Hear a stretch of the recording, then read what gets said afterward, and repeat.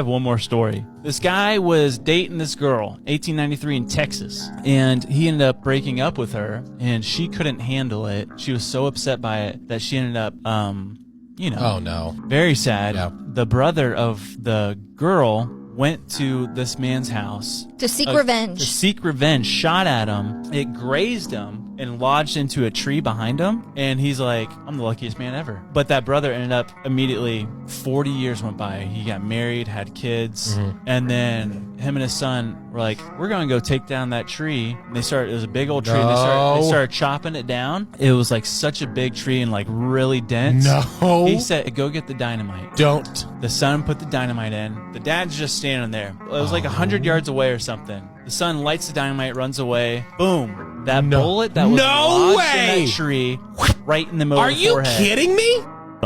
That's a real story? Real story. The fire from the dynamite went up through the tree, dislodged the bullet, went straight into the dude's head. Cause of heart disease. But there was a catch. The paper needed to downplay the dangers of sugar and shift the blame to fatty foods. The foundation paid the researcher tens of thousands of dollars. Back then, scientists didn't have to reveal who funded their work, so the public never knew about the deal. In 1967, the Harvard researcher published his paper. It said that cutting fat out of your diet was the best way to avoid heart disease. And because the study came from Harvard, people trusted it. Almost no one knew that the sugar industry paid for this study. Sugar executives were thrilled. One of them even wrote to the researcher, "Let me assure you, this is quite what we had in mind." Over time, the idea that fatty foods alone caused heart disease became widely accepted. A few years later, the US government released dietary guidelines. It told Americans to cut back on saturated fat, especially red meat. Many people followed that advice without cutting sugar. Many Americans switched to low-fat products. Food companies advertised low-fat yogurt, snacks, and dessert. Who would do it right? Hard to believe it's got less fat. But many of these low-fat foods had extra sugar for flavor, so people ended up consuming even more sugar than before. Over time, the health problems worsened. That confused a lot of doctors. Some scientists questioned the old research on fat and sugar, but there was still no proof that the study was manipulated. It took nearly 50 years for the truth to come out. In 2009, a researcher was studying the history of nutrition science. Her name was Kristen Kearns. While going through Harvard records, she found letters between Harvard researchers and the Sugar Research Foundation. The first folder that I pulled out opened up to a memo, the blue letterhead of the Sugar Association, and it had the word confidential. Those letters proved that the sugar industry funded the research and probably influenced the results. In September 2016, Kearns published what she found. It shocked the world. New this morning, Bay Area researchers are accusing the sugar industry of some unsavory behavior. Believe me, I've been reading this for the past couple of days, like, oh my God! What did you think? Artemis 2, now bound for the moon.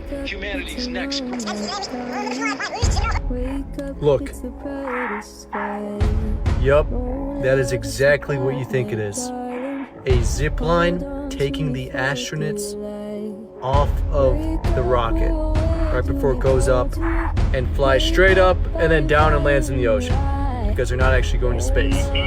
I just discovered the craziest connection between deodorant, the Rockefellers, and cancer. Hear me out. Buckle up. Put on your tinfoil hats. Okay, so I saw this post about this girl asking for deodorant recommendations because nothing she was using is working. And I hear that complaint a lot.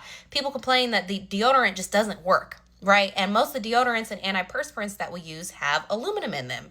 And recently I switched to aluminum free and my body had to go through a detox period. At first it didn't work, but as soon as my body detoxed from all the metal that I was constantly swiping, the aluminum that I was absorbing into my body every day, when my body detoxed from that, I don't need it anymore. If I try to use deodorant with aluminum in it, I start to stink, like legitimately stink. And so then I thought, does aluminum-based deodorant cause cancer? Because mind you, we're putting it on our underarms every day. And, you know, breast cancer is so prevalent in our society. Every cancer, like, right? It's just such a risk.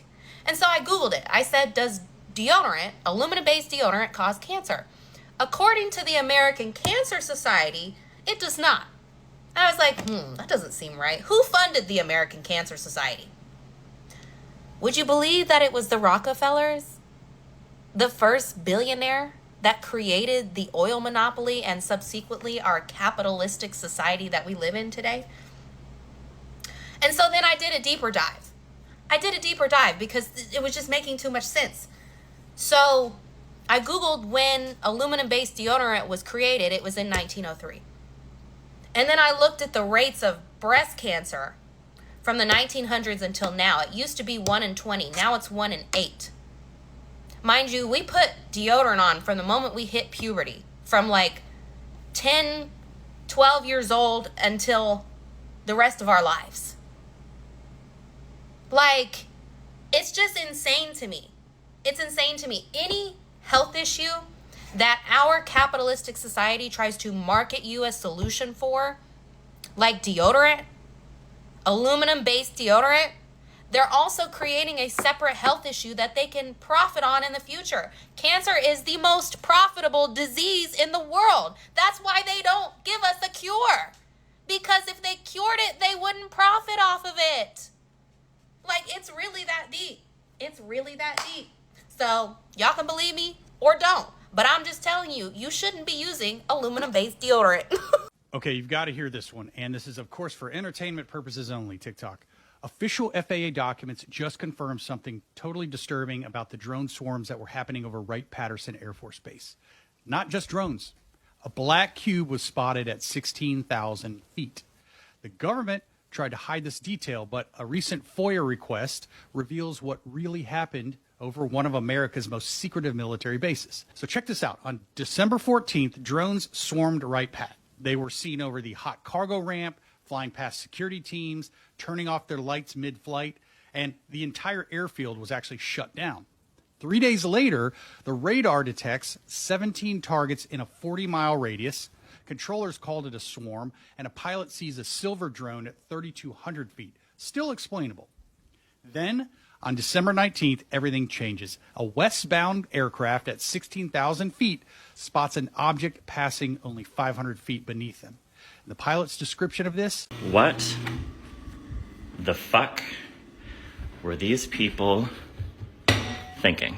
Right? Nice fixtures, and then there's that outside of the shower. What is this? Okay, look at this. Look at this. This is our only walkway. This is our only walkway from the kitchen to the living room. You're getting silver light. That's great. I'm just gonna step out onto the balcony real quick. How in the world? Look, neighbor. Them.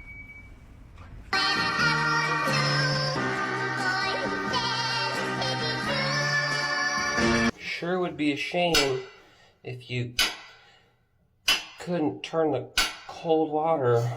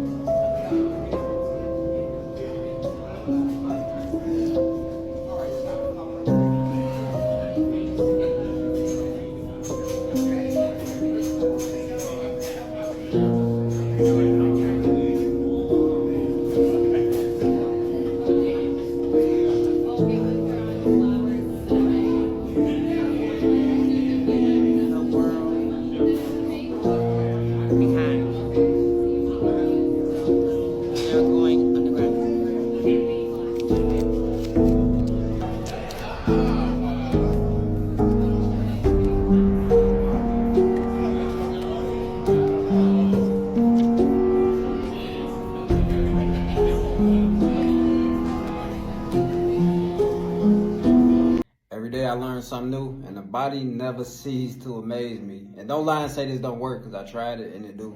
This is the trick. When you put your ring finger and your thumb together and then inhale, you'll notice you're breathing into your lung, because this is the lung meridian. When you push your pointer finger and thumb together and you breathe in, you'll notice that you are breathing into your solar plexus stomach area, large intestine. When you put your middle finger and your thumb together and you breathe in, you'll notice that you are breathing into your heart center. And when you put your pinky and thumb together and breathe in, you are connecting with your deepest emotional body and spirit.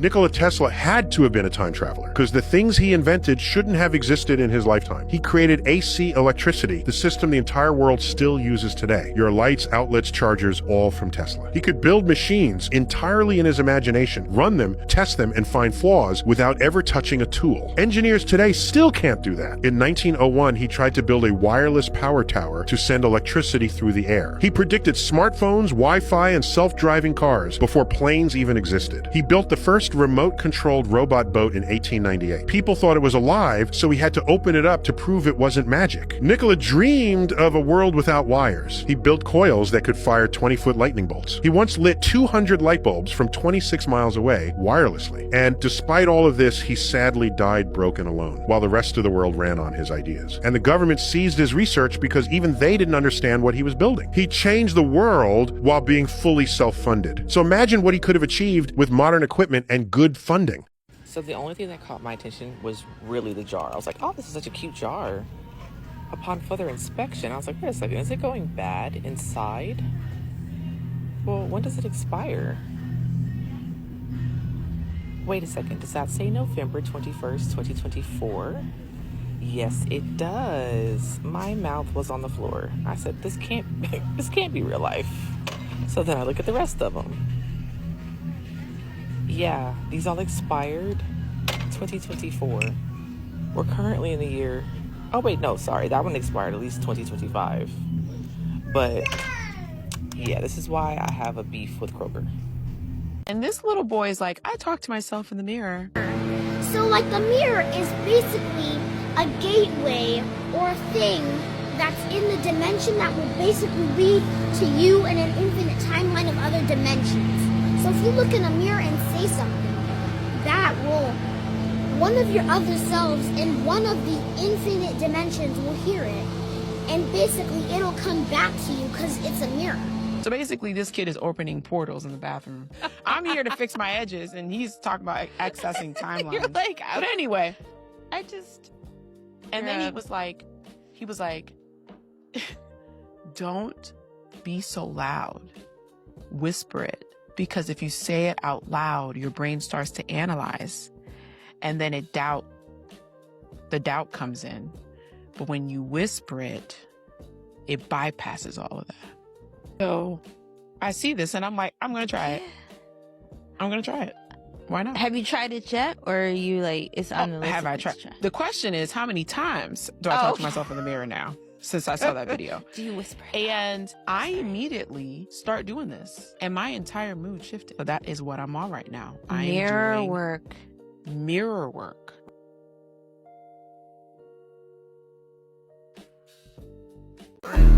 K-I-L-L, let's just do the work. You in my company for a minute, now it's time to disperse.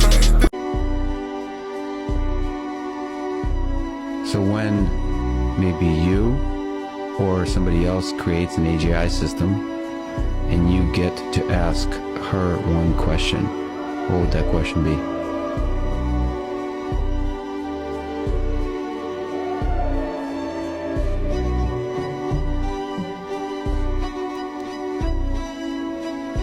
What's outside the simulation?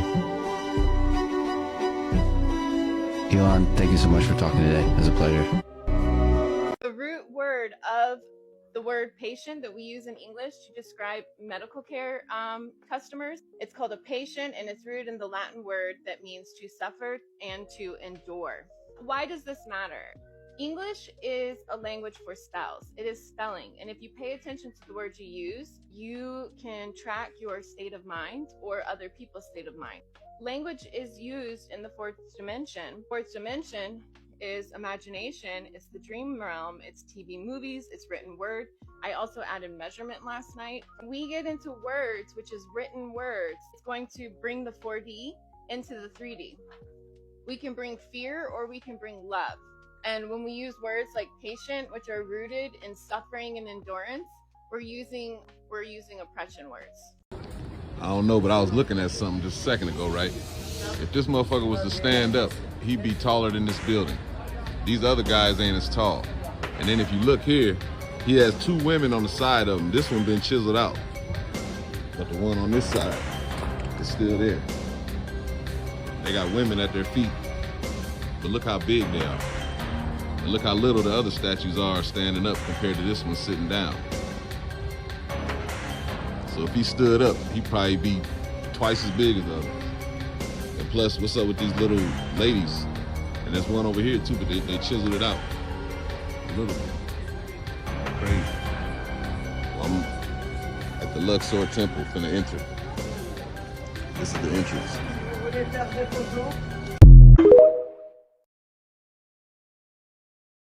Sometimes something a little different happens. Whoops, I'll get it. Sometimes. So this clip is someone pushing former President George Bush through a NASA site. When you look behind, you see, what is that? And something green floating, almost looks like a studio green with studio blue. Oh, this is the finished product, and that's supposed to be the water. And speaking of which, here's someone doing a pretty poor job of editing a very similar shot.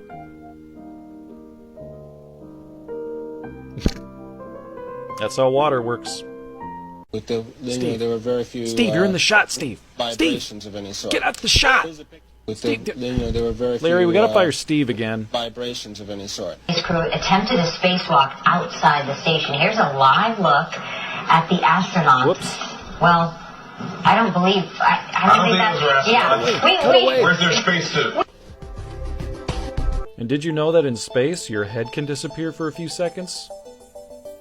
Wow, how did he do that? That's amazing. I didn't know astronauts were also magicians.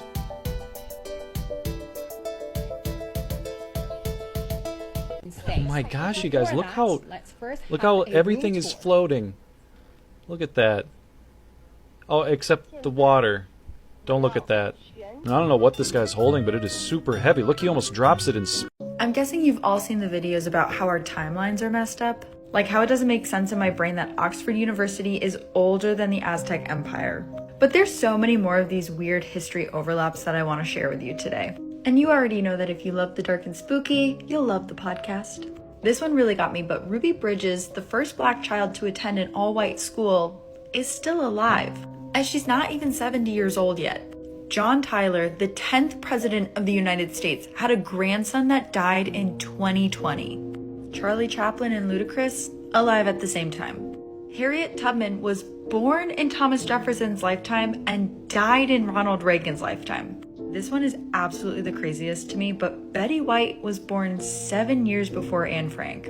And T-Rexes were around closer to humans than to stegosauruses. Basically, they were around closer to iPhones than to other dinosaurs.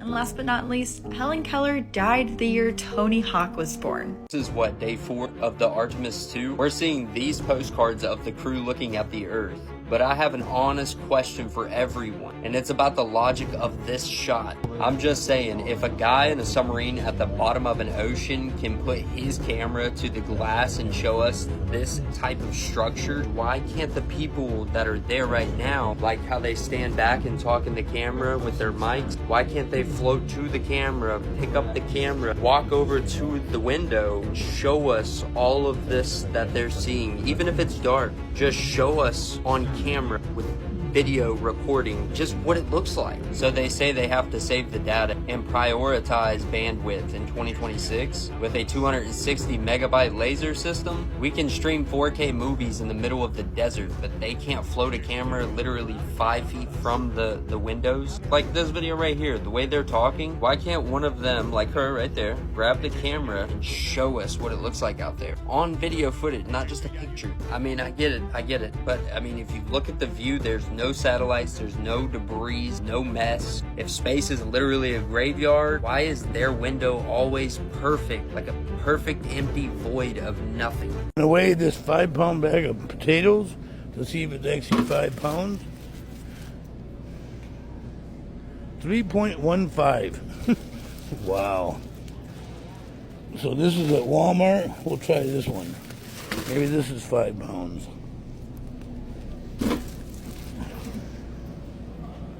3.49. 5-pound bag of potatoes. See if we can find a 5-pounder. Wow. 4.84. We're getting there. Try this one. All the potatoes are not even weighing up to their... Oh, here's $5.50.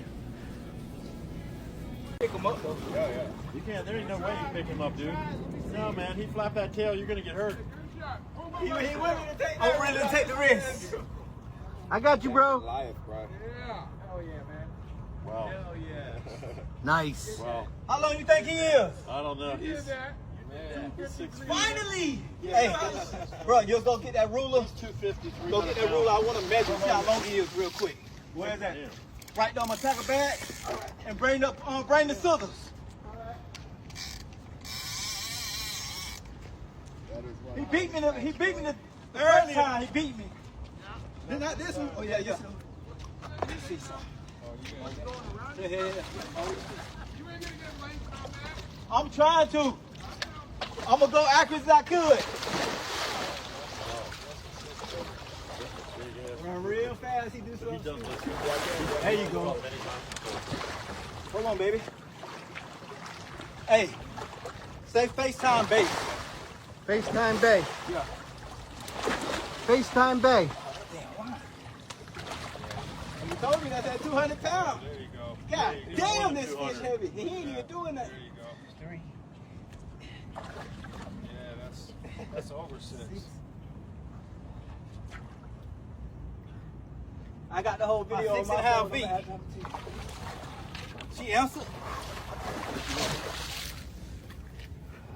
I don't know if I like the fact that I can go to the bathroom and wash my hands at the same time.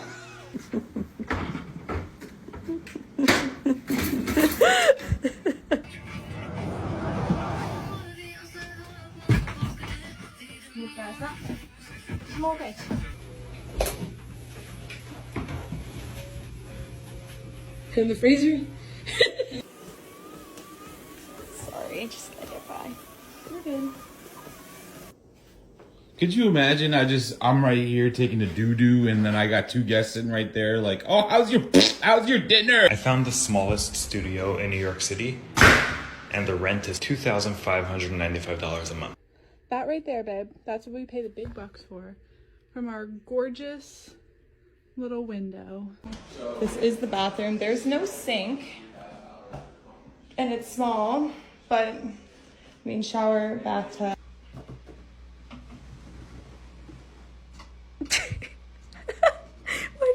Wake up early, bitch, I gotta get some move. In my pockets, I got cheese, I got dough. I got product